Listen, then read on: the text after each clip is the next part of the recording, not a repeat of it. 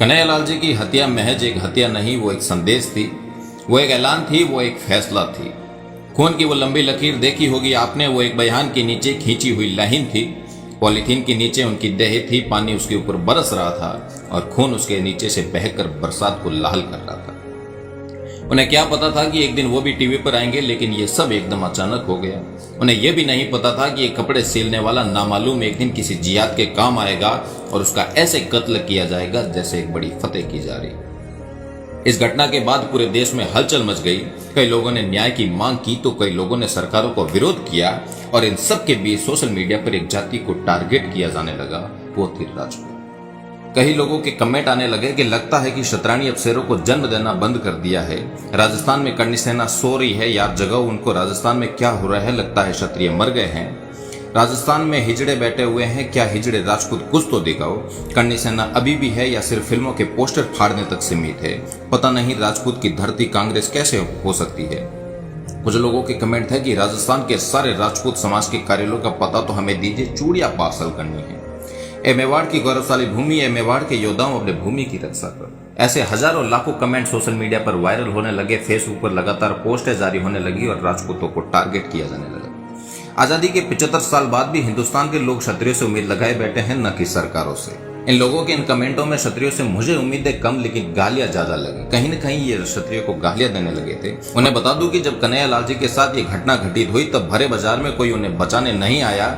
उस समय वहां खड़ा एक शतरानी का जाया शेर ईश्वर सिंह बिना हथियार के ही उनसे भिड़ा और उनसे मुकाबले किया और वो खुद बुरी तरह से इसमें घायल हुए।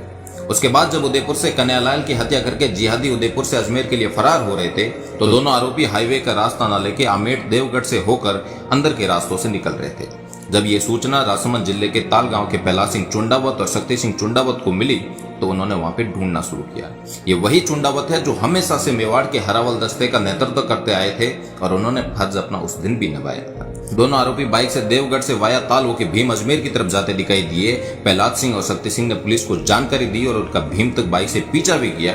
उनकी सूचना के आधार पर पुलिस वहां पहुंच गई। टोंगी गांव के पास पुलिस ने दोनों आरोपियों को गिरफ्तार कर लिया। यहाँ पर भी दोनों राजपूत भाइयों ने अपना क्षत्रिय धर्म निभाया। अब मुझे समझ में यह नहीं आ रहा कि लोगों के मन में क्षत्रिय के प्रति ये जहर कौन घोल रहा है जिससे कि उनके दिमाग के अंदर ऐसे नेगेटिव कमेंट आते हैं। कई नेता है, संगठन है या फिर कोई तथाकथित बुद्धिजीवी लोग हैं। खैर ये सब बाद में बताता हूं, तुम पहले ये जान लो जिनकी स्पेन तक हुकूमत थी और फारस को 16 साल में फतेह कर लिया, उस अरबी पागल घोड़े की लगाम 1000 साल में सिंध में थामे रखी थी जिन्होंने, वो हम थे क्षत्रिय। वो हम ही थे जो कटे थे सोमनाथ को बचाने को। वो हम ही थे जिनके सामने तराइन में वो काला साया हारा था। वो हम ही थे जिन्होंने आखिर में गौरी को मारा था। वो हम ही थे जो धर्म और धरती के मान में उतरे थे अंतिम युद्ध लड़ने केसरिया पहने मैदान में। वो हम ही थे जो करते थे जौहर और साका अगली पीढ़ी को लड़ने के जज्बा भरने के सम्मान में। वो हम ही थे जो लड़े थे बाबर के तोपों के सामने। वो हम ही थे जिनसे हल्दी घाटी में लड़ी थी 4 गुना बड़ी फौज। वो हम थे जिसे न झुका सका मुगलिया सल्तनत का पूरा जोर। वो हम ही थे जिन्होंने रोका मंदिरों पर आक्रांताओं के प्रहार को। हम लड़े हैं, हजारों साल लड़े हैं। ऐसी कोई सदी नहीं जिसमें इस देश की मिट्टी को हमने अपने खून से नहीं सींचा और ऐसी कोई तारीख नहीं जो हमारी वीरता की गवाही नहीं